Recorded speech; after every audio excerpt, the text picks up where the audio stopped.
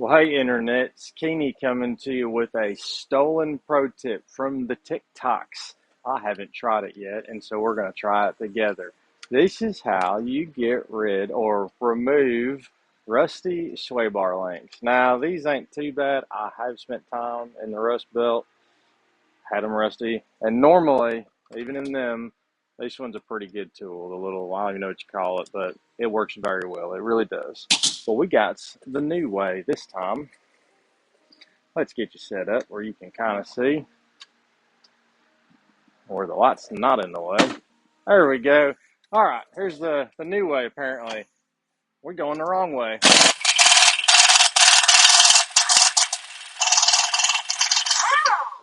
Look at that.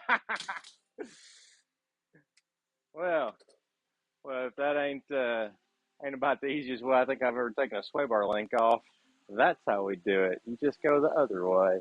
Catch y'all on the next one.